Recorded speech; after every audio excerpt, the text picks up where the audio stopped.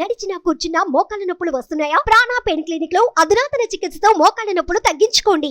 నమస్తే, welcome to మనం TV. మనం ఉన్నది మన కోసం. నేను వలి. ప్రస్తుతం లైవ్ లో జాయిన్ అయ్యారు జనసేన పార్టీ రాష్ట్ర అధికార ప్రతినిధి అడ్వకేట్ రజనీ గారు. వారితో మాట్లాడదాం.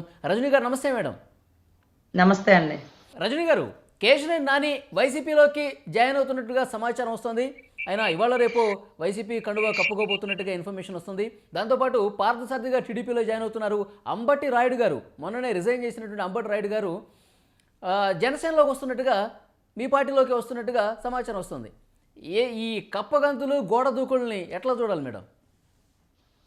అంటే కప్పగంతులు గోడ దూకుళ్ళు అనే కంటే చేతులు కాలేక ఆకులు పట్టుకోకుండా ముందస్తు ప్రికాషన్స్ తీసుకున్నారని కొంతమందిని భావించవచ్చండి.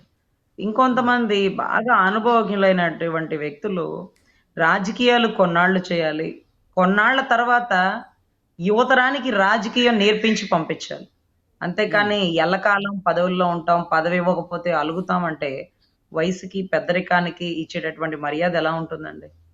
అంటే ఇప్పటి వరకు కేశినేని నాని గారు పార్టీకి అన్ని రకాలుగా ఉపయోగపడ్డారు, మంచికి చెడుకి నిలబడ్డారు. మరేమి చిన్న చిన్న ఇబ్బందులు వచ్చినప్పుడు పార్టీకి మీ అవసరం ఉంది, మీలాంటి పెద్దవాళ్ళు ధైర్యంగా వెనకాల నిలబడాలి అంటే, నేను వెనకాల ఉండను, నేను ముందుకే వస్తాను, నాకు సీట్ రావాలి, సీట్ కావాలి అంటే ఇంకా కూడా ఈ వయసులో అంటే ఒక 50-60 దాటాక కూడా రాజకీయాలు చేస్తానంటే ఇంకా సేవ ఎప్పుడు చేస్తారు మీరు? యువతరం అంటే పంతానికి, ఉడుకు రక్తానికి నాకు ఇది కాదు ఇదే కావాలని పంతం పడితే ఒక అర్థం ఉంది. ఈ రోజు కొంచెం పెద్దవాళ్ళు, అనుభవజ్ఞులు, అసలు ఏమీ చూడని సీట్లా మీరు కాదు కదా. ఒక రకమైన ఎంజాయ్మెంట్ అనేది రాజకీయంగా మీరు అనుభవించారు. నెక్స్ట్ టైం యువతరానికి అవకాశం ఇవ్వండి, లేకపోతే బెటర్గా వచ్చిన వాళ్ళకి ఛాన్స్ ఇవ్వండి. ఏమవుతుంది? గెలుచుకున్నవాడు గొప్ప అయితే వదులుకున్నవాడు జ్ఞాని అవుతాడు అంటారు. మరి ఎంతమంది జ్ఞానులు పార్టీలోంచి ఉంటారా? రేపు సీట్ల కేటాయింపు రాగానే ఎంతమంది వెనుతిరిగి వెళ్ళిపోతారు? పార్టీ కష్టకాలంలో వెంటే ఉండే వాళ్ళని పార్టీ గమనిస్తుంది, గుర్తిస్తుంది. ముఖ్యంగా గుర్తించాల్సింది రాష్ట్ర ప్రజలు. ఈరోజు షరీఫ్ గారు అని ఒక నాయకుడు ఉంటారండి. ఆయన శాసన మండలి చైర్మన్ అండి. ఈ రోజు నాకు అటు టీడీపీలోను, ఇటు జనసేనలోను, వైసీపీలోను ఎంతమంది నచ్చారు, నచ్చుతారు ఒక రాజకీయ నాయకులంటే ఫిల్టర్ చేస్తే నాకు షరీఫ్ గారు బాగా నచ్చుతారండి. ఎందుకంటే ఆ రోజు అమరావతి అనేది ఆయన వల్ల మాత్రమే సాధ్యమైంది. పోడియం మీద ఎక్కి మైకులు లాక్కొని బూతులు తిట్టి బెదిరించి డబ్బులు ఆఫర్లు చేసిన ఒకే ఒక మాట మీద ఉండి అతని విజ్ఞత గల మాటతో రాజధానిని కాపాడగలిగిన వ్యక్తి షరీఫ్ గారు. ఒక కులాలు, మతాలు, పార్టీలు ఇవన్నీ కాదండి. ఒక నెంబర్ 1 నాయకుడు అనిపించింది, హుందాగా అనిపించింది, పెద్దరికంగా అనిపించింది. బహుశా ఆయనకి సీట్ వస్తుందో రాదో నాకు తెలియదు, కానీ చరిత్రలో మిగిలిపోతారండి ఇట్లాంటి వాళ్ళు. సో అలాంటి పరిస్థితుల్లో ఉండాలి. కొంచెం వయసు పెద్దవాళ్ళు మిగతా వాళ్ళని రాజకీయం ఎలా చేయాలని నేర్పించి పంపించాలి. ఒక టీచర్ ఉంటారండి, ఎప్పుడు టీచర్ గానే ఉంటారు. స్టూడెంట్స్ మాత్రం కలెక్టర్లు అయిపోతారు, ఆఫీసర్లు అయిపోతారు, లేకపోతే మిలిటరీలో ఉంటారు, డాక్టర్లు అవుతారు, లాయర్లు అవుతారు. కానీ టీచర్ మాత్రం అక్కడే ఉంటారు. కానీ ఎవరు ఏ స్థాయికి వెళ్ళినా దానికి వీళ్ళే కారణం అని గుర్తుంచుకుంటారు. సో అటువంటి పరిస్థితి అక్కడ కేశినేని నాని గారి విషయంలో రేపటి సీట్లు కేటాయించినప్పుడు కొంతమంది పెద్దవాళ్ళు కూడా విజ్ఞతగా, ఓర్పుగా ఉండవలసిన పరిస్థితి.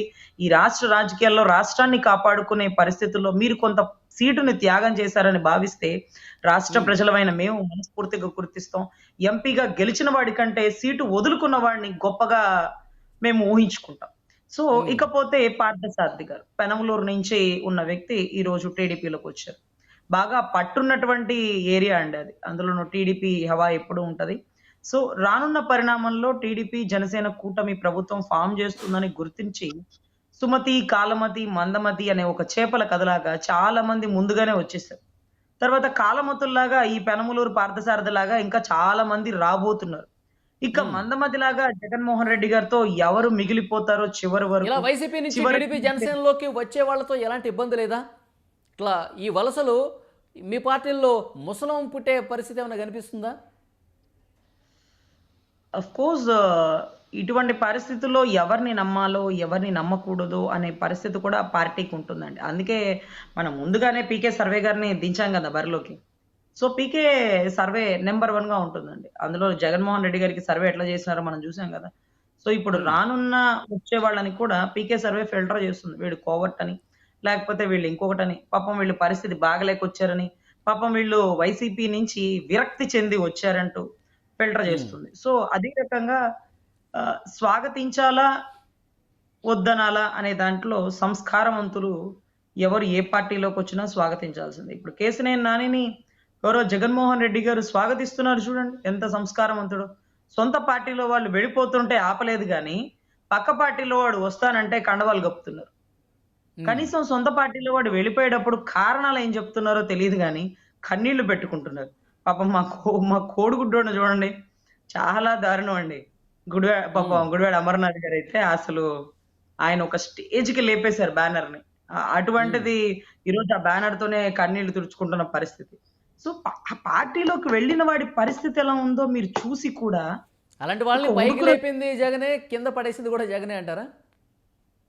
అవసరమైతే ఒక టిష్యూ పేపర్ లాగా వాడి పక్కన పడేసే వ్యక్తి గౌరవ జగన్మోహన్ రెడ్డి గారని బయటకొచ్చిన ప్రతి ఒక్కరికి తెలుసండి. ఒక దళిత మహిళ ఉండవల్లి శ్రీదేవి గారిని ఎంత ఇదిగా ఆ రోజు అమరావతి రాజధాని రైతులు ధర్నాలు చేసి, రాస్తారోకోలు చేస్తుంటే గడప దాటి బయటికి వెళ్ళకూడదు అని ఒక ఇన్‌స్ట్రక్షన్ ఇచ్చిన వ్యక్తి.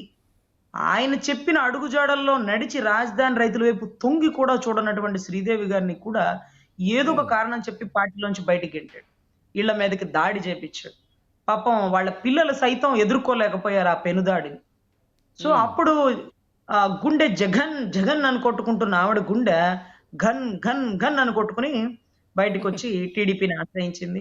స్వాగతించారు బాబు గారు. ఈరోజు ఒక దళిత మహిళ హుందాగా టీడీపీలో తిరగగలుగుతుంది. అంటే పరిస్థితులను బట్టి మనం కొంతమందిని ఆదరించాలి, కొంతమందిని స్వాగతించాలి. అంటే ఇట్లా తప్పు చేసిన ఎవరైతే టికెట్ రాలేదని వాళ్ళు అసంతృప్తి, టికెట్ రాలేదనే అసంతృప్తి ఎక్కువ అవుతుంది. ఇప్పుడు పార్థసారథి కావచ్చు, ఆ, చాలామంది నాయకులు ఇప్పుడు టీడీపీ జనసేనలోకి వచ్చేవాళ్ళు, వాళ్ళు అంతకుముందు 2 సంవత్సరాలు ముందు వచ్చి ఉంటేనేమో సరే పార్టీ మీద అభిమానంతో ప్రేమతో ఏదన్నా ఇక్కడ సేవ చేయలేకపోతున్నాం కాబట్టి ఇక్కడ చేద్దామని చెప్పి రావచ్చు. కానీ టికెట్ లేక వచ్చే వాళ్ళని ఎట్లా చూడాల్సిన అవసరం కనిపిస్తుంది. పార్టీలు ఆదరించి వాళ్ళకి టికెట్ ఇస్తే ఇప్పుడు మీ పార్టీల్లో ఇబ్బందికర పరిణామాలు తలెత్తే పరిస్థితి లేదా?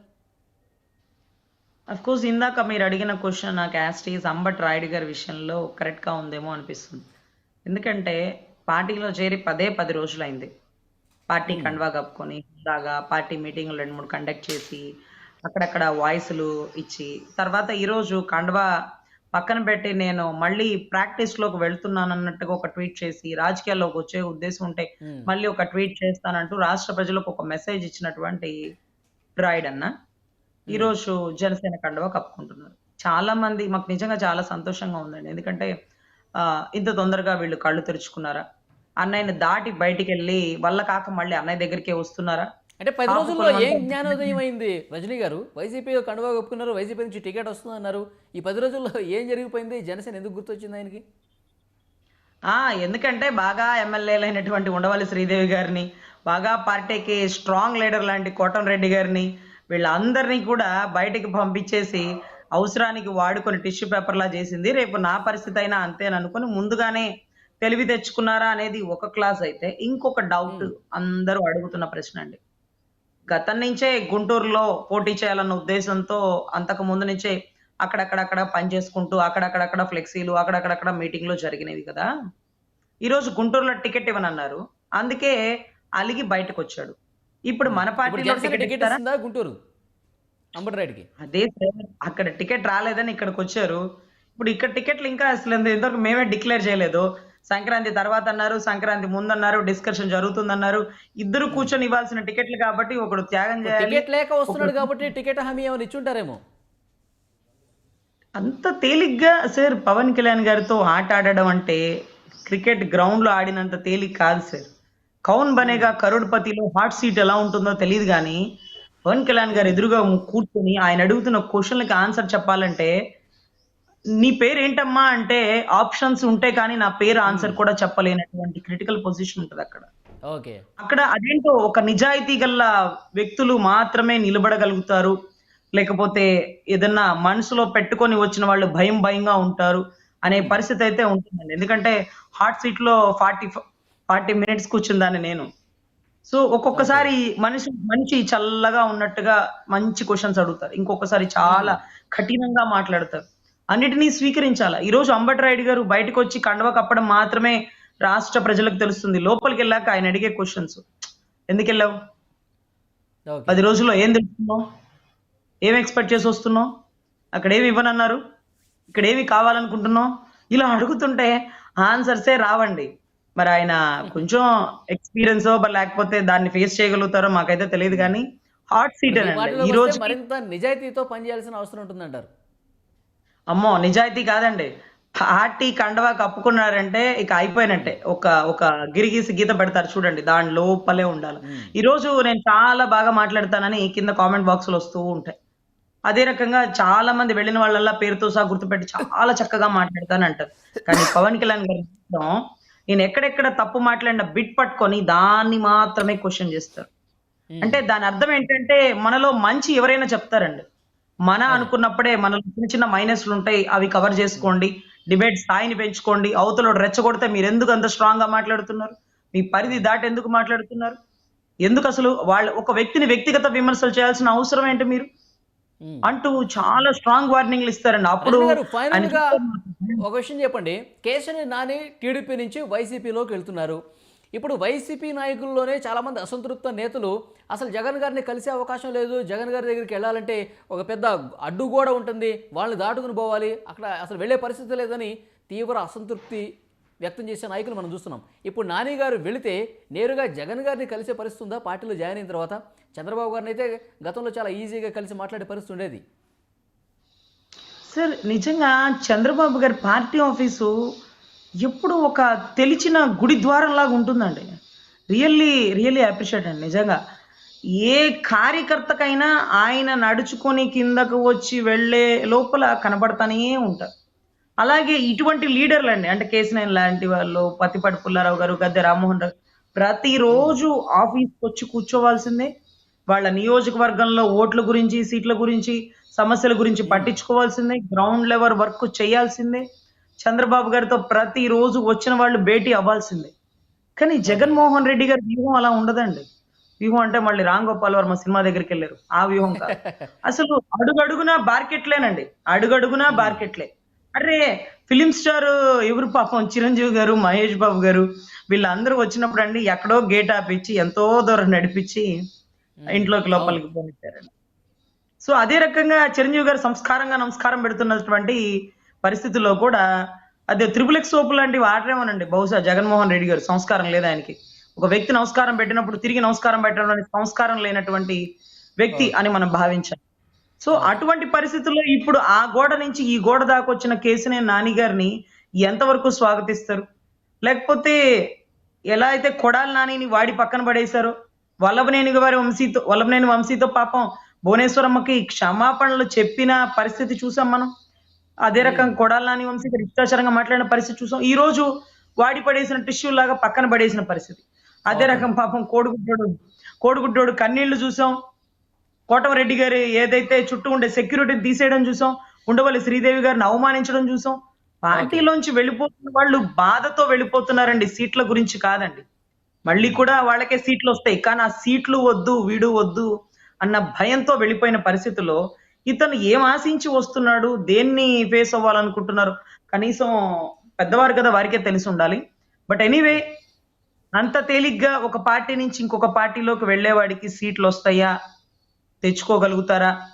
పార్టీలో వాళ్ళ నమ్మకాన్ని కాపాడుకోగలుగుతారా? ఎందుకంటే ఒకసారి మైనస్‌లోంచి మళ్ళీ ఓకే ప్లస్‌కి రజనీ గారు. తెచ్చుకోవడం అంటే చాలా కష్టమండి. అవును. సో, అవును. స్టాండర్డ్స్ పెంచుకోవాలి. జనాల్లో నమ్మకాన్ని బిల్డ్ చేసుకోవాలి. నాయకుడు యెస్. అడిగే క్వెషన్‌లకి సమాధానం చెప్పగలిగి ఉండాలండి. సో, ఎనీవే అక్కడ రాని సీటు అంబటి గారికి ఇక్కడికొస్తుందా? చెప్పలేము. కేశినేని యాహ్! గారికి చూద్దాం అక్కడ మేడం. పోయిన సీటు ఇక్కడ ఎలక్షన్స్ వైసీపీలో దగ్గర పడుతున్న తెచ్చుకోగలుగుతారా? సమయంలో వీళ్ళందరూ కూడా జాయినింగ్స్ జరుగుతున్నాయి. ఒక పార్టీ నుంచి మరో పార్టీకి మారుతున్నారు. ఇంకెంతమంది బయటకొస్తారు? ఏ పార్టీలోకి వెళ్తారనేది కూడా చూద్దాం. Thank you very much Rajani గారు. నమస్తే.